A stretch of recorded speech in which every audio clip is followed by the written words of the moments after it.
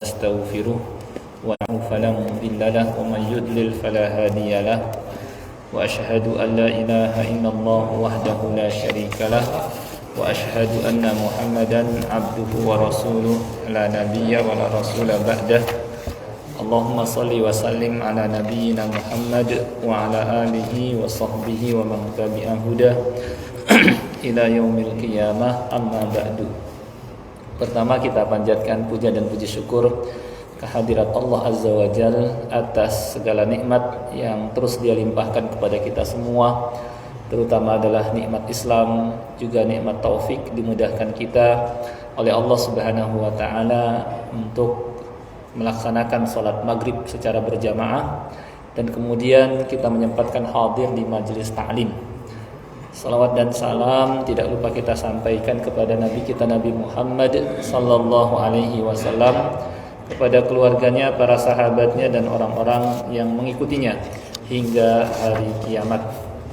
Seperti biasa pada malam Ahad pekan pertama kita mempelajari tafsir juz amma agar surat-surat yang biasa kita baca dalam sholat dan kita simak dalam sholat berjamaah kita dapat memahaminya sehingga membantu kita semakin khusyuk dalam sholat.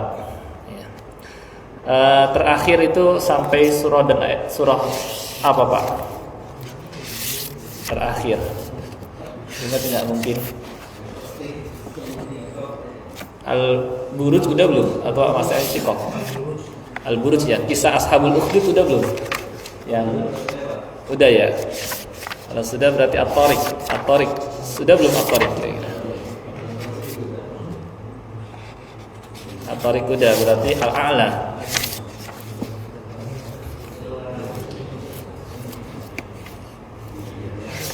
At-Tariq udah berarti Al-A'la nih.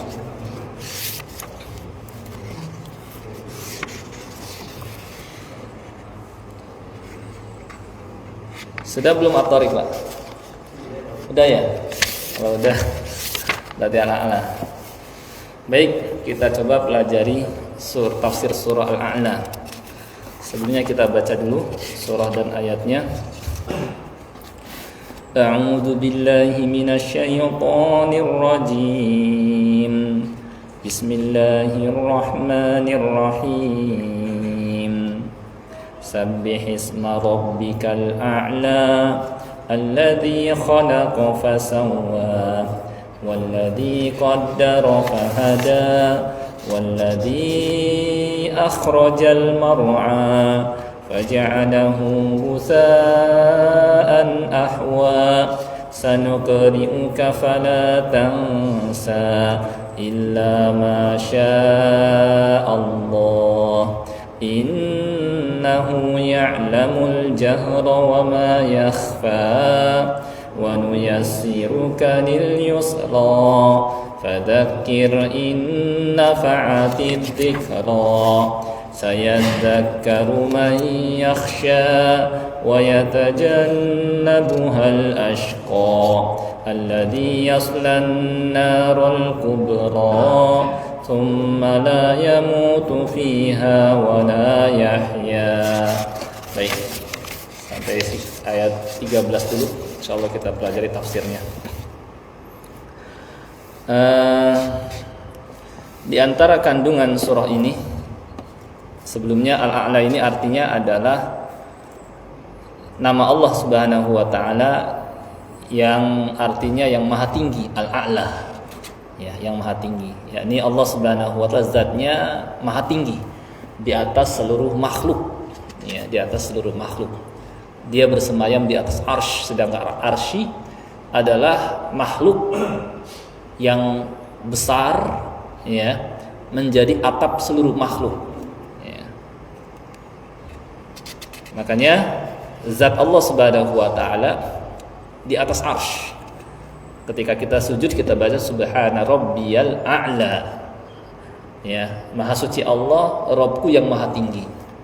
Menunjukkan bahwa zatnya tidak di mana-mana. Jadi ketika ditanya aina Allah, di mana Allah, bukan di mana-mana. Ya, di atas langit, di atas arsy. Ya, itu jawaban yang benar.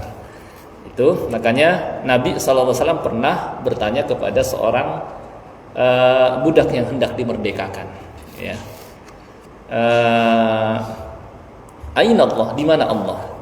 Kata budak ini, fis sama, di atas langit. Man ana, siapa saya? Anta Rasulullah, engkau Rasulullah. Maka kata Nabi SAW, a'tikaha fa innaha mu'minah, merdekakanlah dia karena dia seorang wanita mukminah. Jadi itu yang benar jawabannya, ya. Adapun firman Allah Ta'ala, wa huwa ma'akum aina ma kuntum, Allah bersama kalian di mana saja kalian berada, maksudnya adalah ilmu Allah, ya. Allah melihat, ya. Allah mendengar, ya. Dan memberikan yakni ma'iyah yang khassah, kebersamaan Allah Subhanahu wa taala dengan memberikan pertolongan, bimbingan, arahan, ya. Dan ma'iyah yang ammah, kebersamaan Allah secara umum dengan dia memperhatikan, melihat, ya, itu. Adapun zatnya di atas langit, ya. Dalilnya ini diantaranya surah Al-A'la, diambil dari firman Allah Ta'ala, sabbihisma rabbikal a'la, sucikanlah nama Rabbmu yang maha tinggi, gitu ya. Di antara kandungan surah ini adalah mengingatkan diri kita, ya, terhadap nikmat-nikmat Allah Subhanahu wa taala yang nanti Allah akan sebutkan. Kemudian juga mengingatkan tentang akhirat dan agar seseorang tidak berlebihan dengan dunia.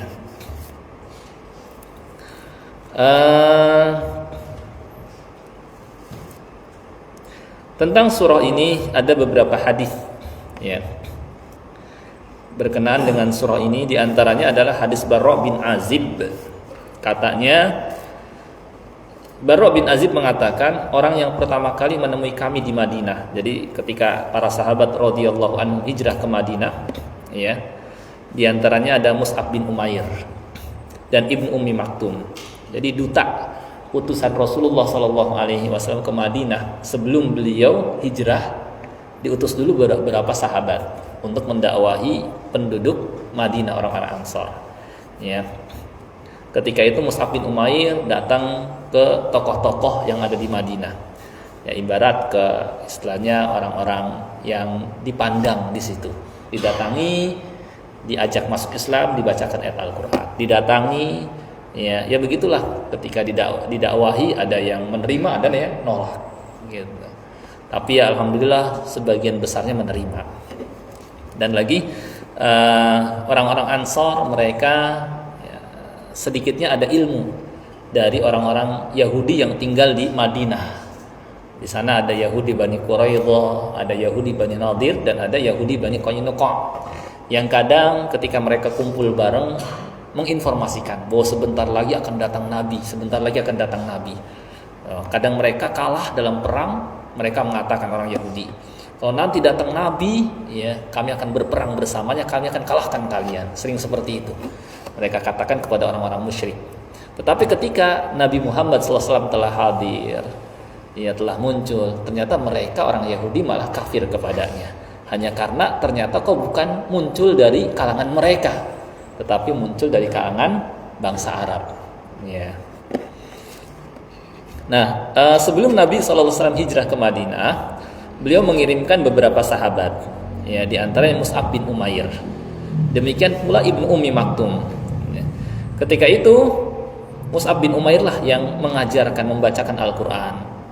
Kemudian Ammar, Bilal, Sa'ad bin Abi Waqqas, ini termasuk orang-orang pilihan, ya. Ammar bin Yasir yang dijamin masuk surga, Bilal bin Rabah, muadzin Nabi SAW juga dijamin masuk surga. Kemudian Sa'ad bin Abi Waqqas termasuk 10 orang yang dijamin masuk surga. Itu udah orang-orang yang hebat kalau kayak gitu, ya.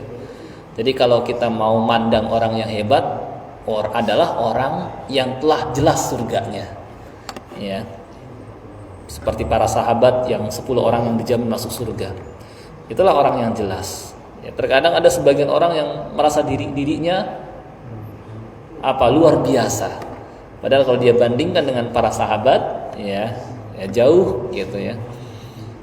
Para sahabat, mereka di samping beribadah kepada Allah, juga mendakwahkan agama Rasulullah, agama Islam ya, ke tengah-tengah manusia, sehingga Islam sampai tersebar luas dari tempat yang kecil Madinah, kemudian ditaklukkanlah Mekah, kemudian menyebar ke Syam, ke Irak, ke Mesir, Afrika, dan ke Asia Tengah dan seterusnya.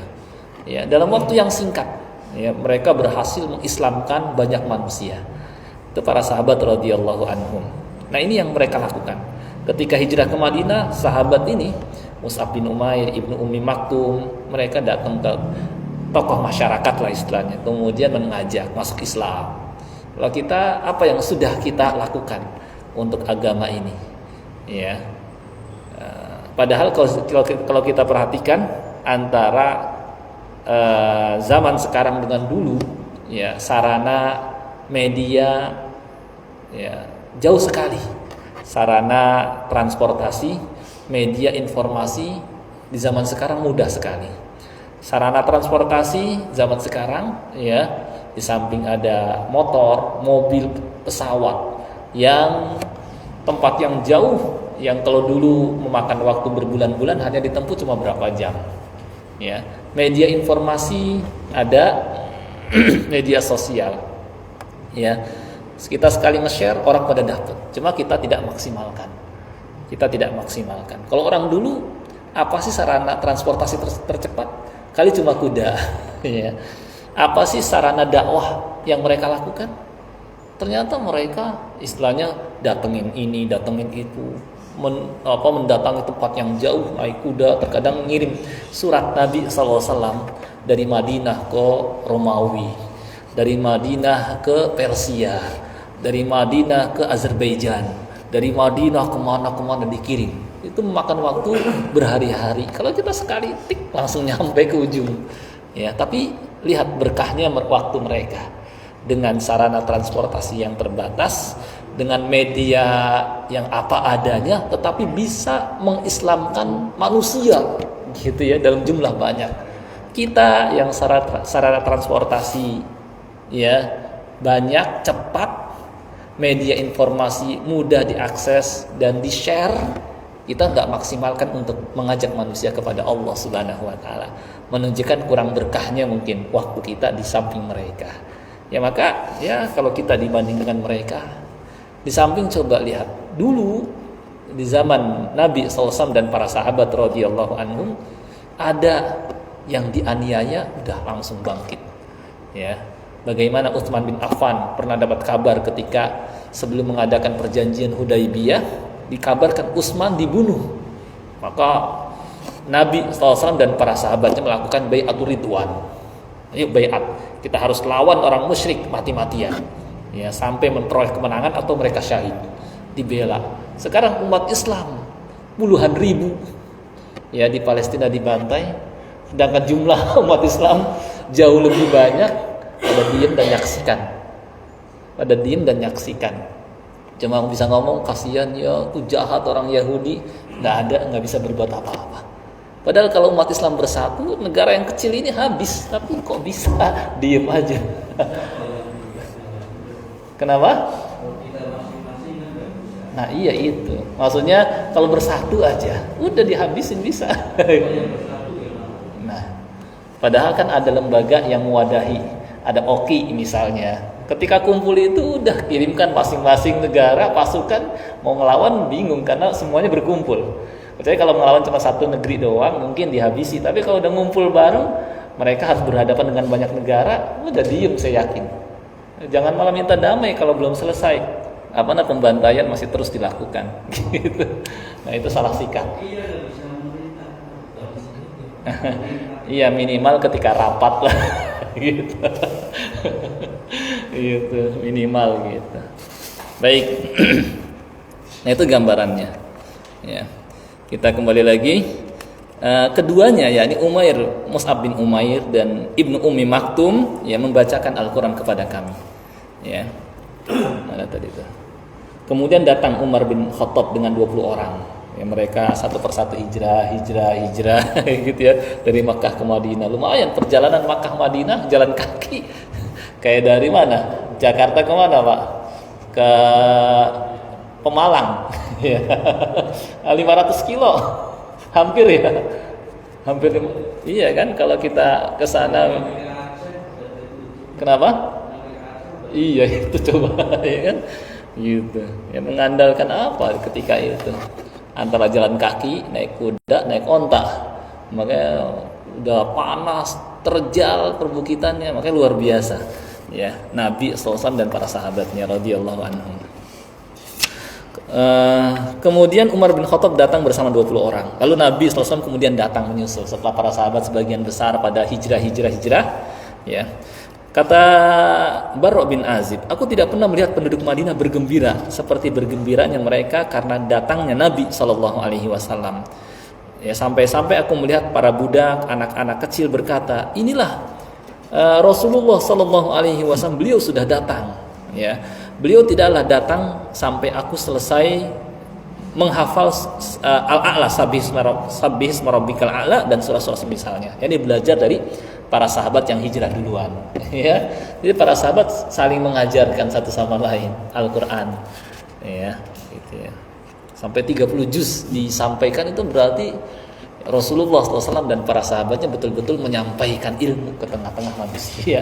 Kita ngajarin satu surat aja mungkin tahu dah ke anak sendiri, ngajarin orang lain, ya. Nah, seperti itu, ya. Nah, kemudian surah Al-A'la juga biasa dibaca Rasulullah SAW dalam beberapa keadaan, diantaranya dalam sholat Id, 2 hari raya, Idul Fitri dan Idul Adha, dan surah Hal Ataka Haditsul Ghasyiyah.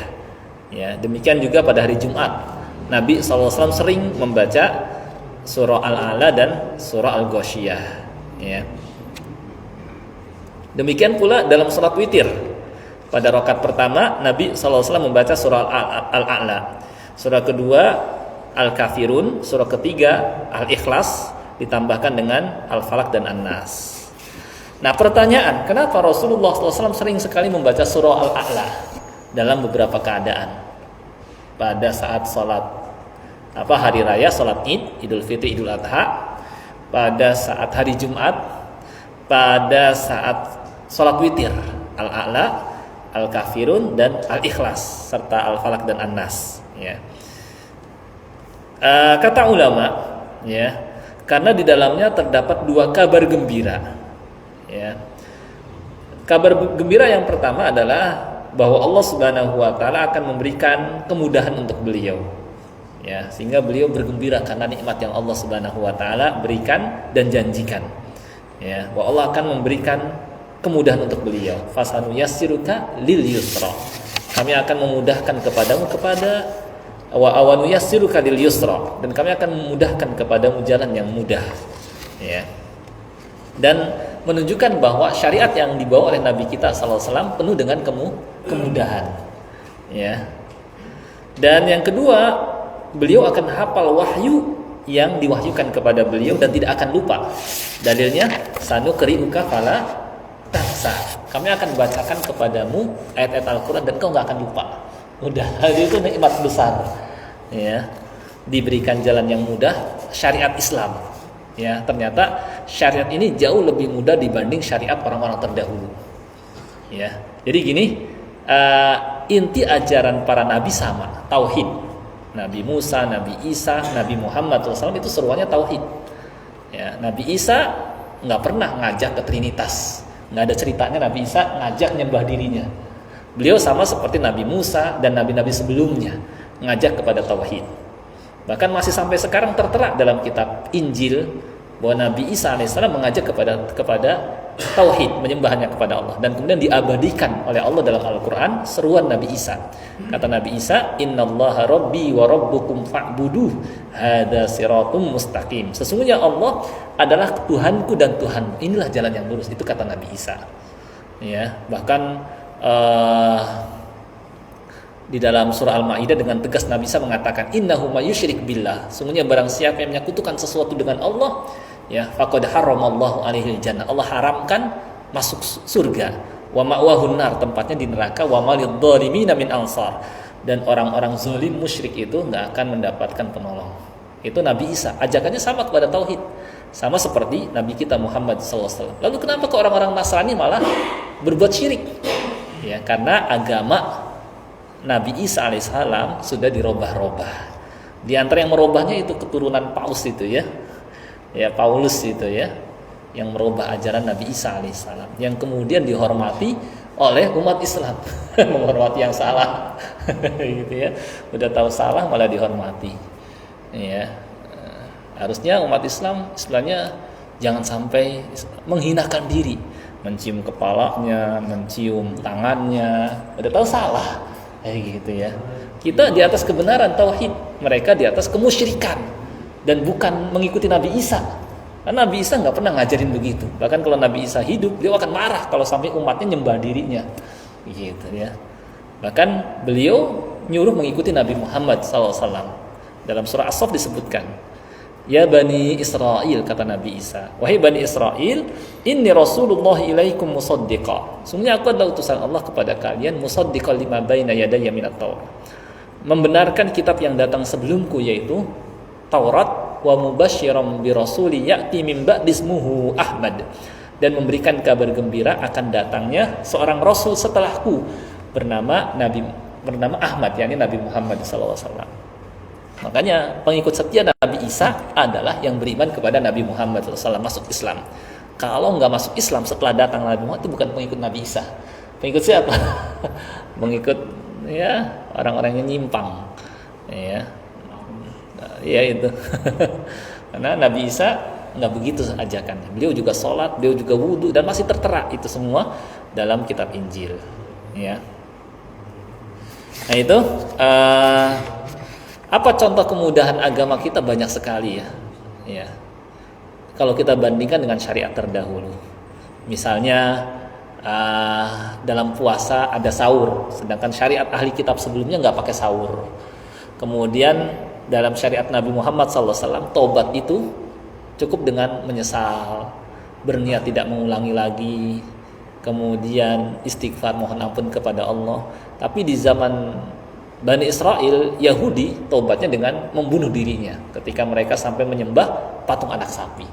Ya, itu berat kan syariat terdahulu. Kalau terkena najis, ya syariat orang Yahudi sesuai dengan keadaan mereka, karena mereka keras, maka dikasih syariat yang berat.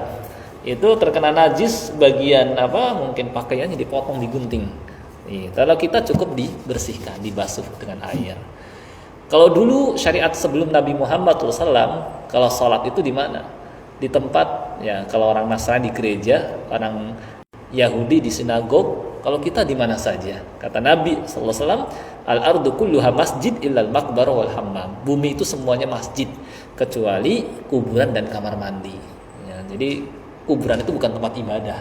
Salah orang kalau misalnya beribadah di samping kuburan, menjadi tempat tujuan. Ya. Di samping kuburan katanya lebih berkah, katanya lebih mustajab kalau berdoa. Mana dalilnya nggak ada. Di masjid iya, yang berkah jelas itu adalah di Masjidil Haram, Masjid Nabawi, atau Masjidil Aqsa. Ya, yang kalau di Masjidil Haram lebih utama dibanding sholat di masjid-masjid yang lain sampai 100.000 kali. Masjid Nabawi 1000 kali. Itu jelas berkahnya sholat di sana. Kalau di kuburan, di Quran nggak ada, di hadis nggak ada. Lalu dasarnya ikut-ikutan tanpa ilmu. Nah itu ya. Kemudian juga kemudian syariat Islam dulu ketika dalam perang, ya orang-orang terdahulu berhasil menang dan kemudian mengumpulkan ghanimah, dilarang bagi mereka makan ghanimah.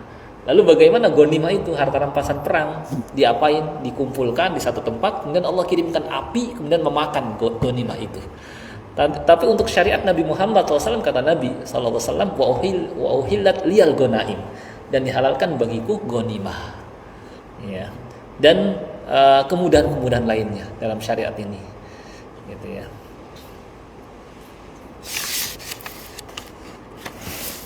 Baik. Baru sekarang kita masuk ke surah ayat pertama. Ya, sedikit aja, mungkin 1 ayat atau 2 ayat. Tadi muqaddimahnya panjang di sini. Ya, saya bacakan.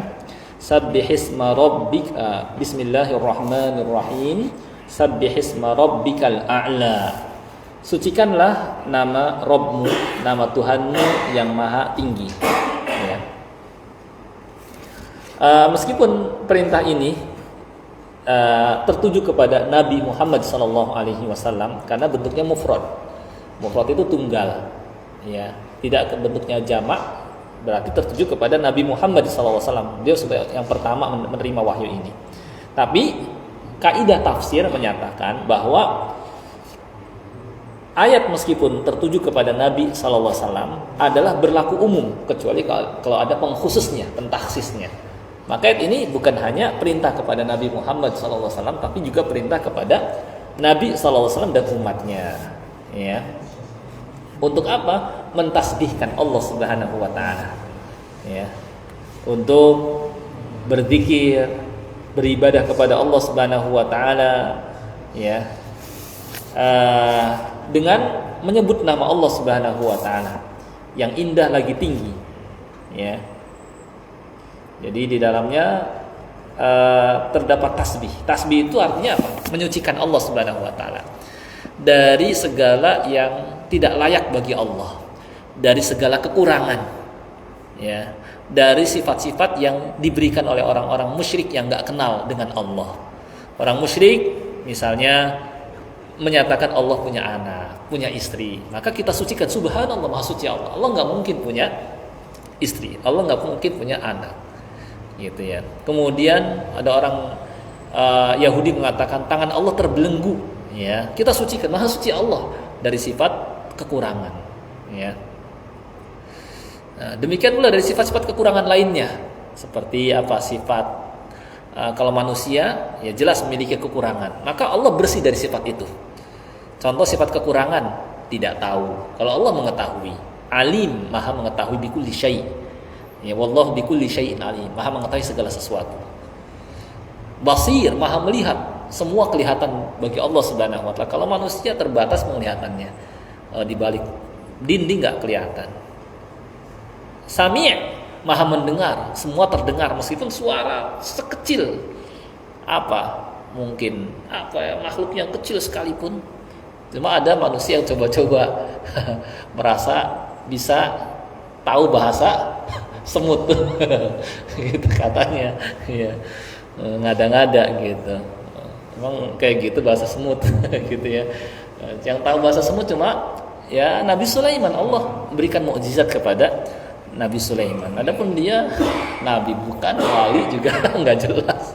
Kayak gitu. Wali itu kata Imam Syafi'i, kalau kamu lihat ada orang bisa berjalan di atas air, terbang di atas angin, jangan engkau benarkan dia sebagai wali sampai engkau cocokkan keadaannya sesuai dengan kitabullah dan sunnah Nabi sallallahu alaihi wasallam. Jadi lihat dia sesuai enggak dengan petunjuk Al-Qur'an dan hadis gitu ya. Akidahnya benar enggak gitu. Kalau menganggap semua agama sama, berarti udah enggak benar akidahnya.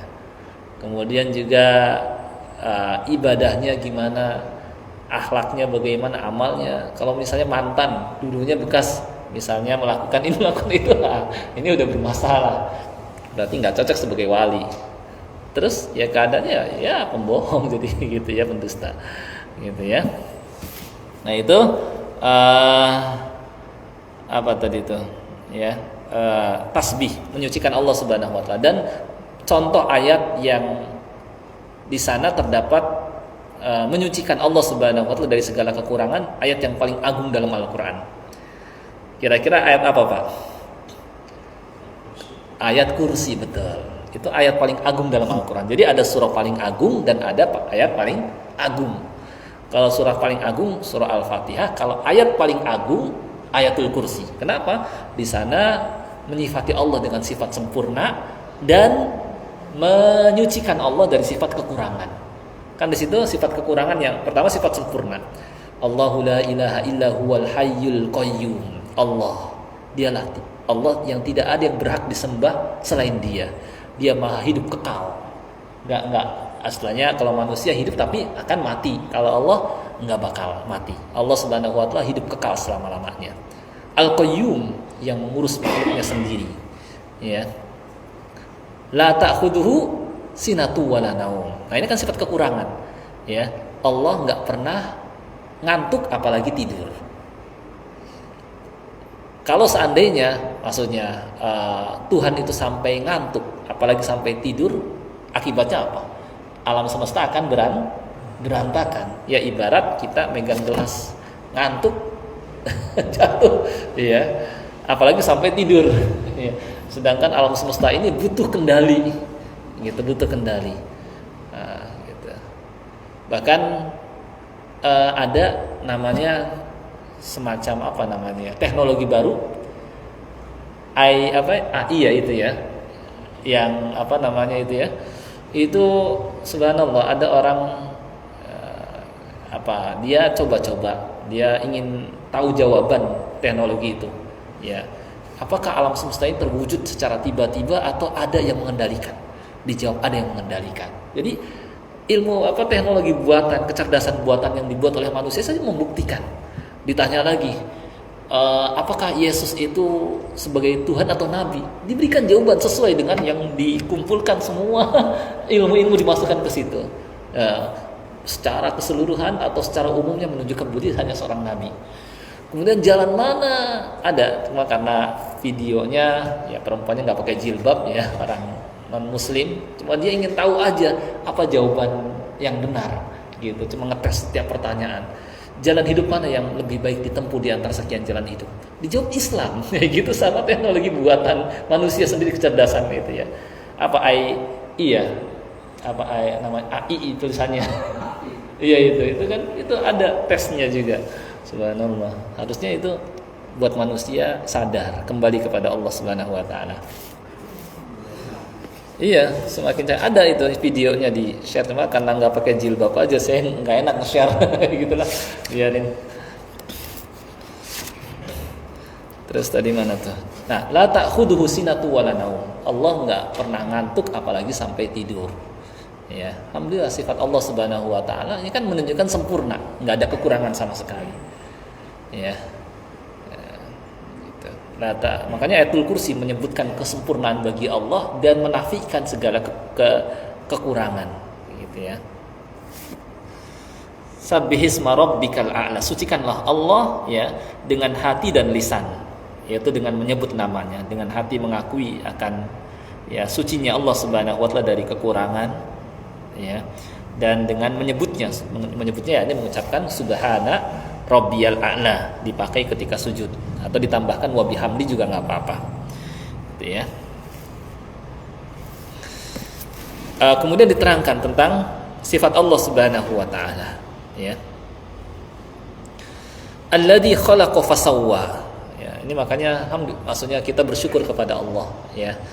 Allah memperkenalkan dirinya kepada kita melalui ayat-ayatnya, dikenalkan siapa Allah ya. Dia yang menciptakan alam semesta ini. Alladzi khalaqa, dialah yang menciptakan secara maksudnya alam semesta ini. Semuanya ciptaan Allah Subhanahu wa taala. Yang sebelumnya enggak ada. Kaidahnya 0 tambah 0 sama dengan 0 ya. Enggak mungkin ada satu kecuali karena ada yang mengadakan. Gitu, itu kaidahnya seperti itu. Ya. Ya kita aja kalau ada orang datang kepada kita menyampaikan, ini meja ada sendiri, HP ada sendiri, lampu, kemudian karpet, ini semua terwujud sendiri, kita nggak akan menerimanya, karena nggak mungkin tanpa ada yang mengadakannya, pasti ada yang mengadakannya.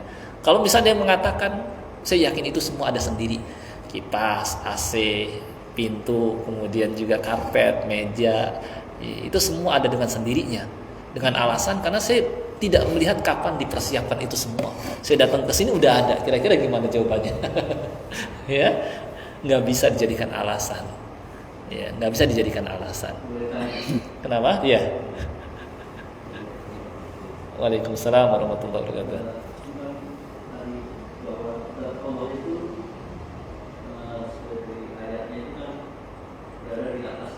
Betul.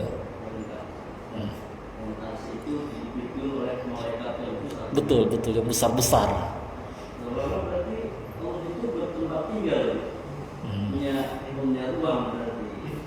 Ya, jadi gini. Betul. Ya, jadi gini. Allahu ghaniyun 'anil alamin. Allah Maha Kaya, enggak membutuhkan alam semesta. Ya. Jadi Allah Subhanahu wa taala bersemayam di atas arsy bukan karena Allah butuh sama arsy. Ya. Ya. Jadi itu menunjukkan keagungan Allah Subhanahu wa taala. Bahkan semua makhluk yang ada di bawah butuh kepada Allah, ya. Sedangkan Allah nggak butuh semuanya itu. Hakikatnya tidak bertempat. Tidak mungkin sama dengan Kalau kita di istilahnya zahir ayat, kita hanya katakan aja Ar-Rahman 'alal arsy istawa gitu aja. Lebih aman gitu. Allah Ar-Rahman bersemayam di atas arsy. Iya. Nggak perlu kita misalnya berarti Allah nggak usah dipertanyakan. Udah sebutkan apa adanya aja gitu. Nah itu makanya kata ulama dalam beriman kepada nama dan sifat Allah kita pertama nggak boleh menyerupakan. Oh berarti Allah sama seperti kita dong bertempat, nggak usah kita serupakan. Yang kedua kita nggak boleh meniadakan pernyataan yang Allah sebutkan dalam Al-Quran. Yang ketiga kita tidak boleh juga menanyakan gimana sih seperti apa sih. Nah jangan, udah imani saja. Yang keempat kita juga nggak boleh mentakwil. Oh bersemayam maksudnya menguasai, nggak usah. Udah diamin aja. Kata ulama amiruha kama ja'at. Biarkan ayat Al-Quran berbicara tentang Allah apa adanya gitu, kita nggak usah komentar. Nah itu kaidahnya seperti itu. Nah Allah Subhanahu wa taala bersemayam di atas arsy sedangkan arsy dipikul oleh 4 malaikat dan pada hari kiamat ditambah lagi jadi tambah 4 jadi 8. Yang mikul pun malaikat-malaikat besar. Ya, kayak Israfil, ya, Mikail, yang mana jarak antara pundak dengan bagian bawah telinga itu 700 tahun. Ya, maka nggak usah heran kalau malaikat Israfil sekali niup hancur alam semesta karena saking besarnya. Ya. Nah, disebutkan dalam athar bahwa ketika Allah Subhanahu wa taala perintahkan malaikat pemikul arsy, mereka merasa berat. Gimana kami akan mikul arsy sehingga sana Engkau ya Allah? Secara mana? Ya. Mereka nggak sanggup. Maka Allah ajarkan mereka kalimat yang dengan kalimat tersebut mereka bisa mikul arsy-nya. Ucapkan la haula wala quwata illa billah. Akhirnya mereka berhasil mengangkut di pundak mereka. Gitu ya. Dan mereka malaikat mikul arsy itu ya, di samping dekat dengan Allah pun memiliki akhlak yang mulia. Ya, dan pilihan namanya juga ya. Fisiknya perkasa, hebat, ya, kuat, tapi akhlaknya mulia. Kata Allah dalam Al-Qur'an, alladzina yahmiluna al-arsya wa man haulah. Para malaikat pemikul arsy dan malaikat-malaikat sekitarnya yusabbihuna bihamdi rabbihim, menyucikan Allah sambil memujinya. Wa yastaghfiruna lilladzina amanu, dan memohonkan ampunan untuk orang-orang yang beriman dan seterusnya. Seraya Allahu akbar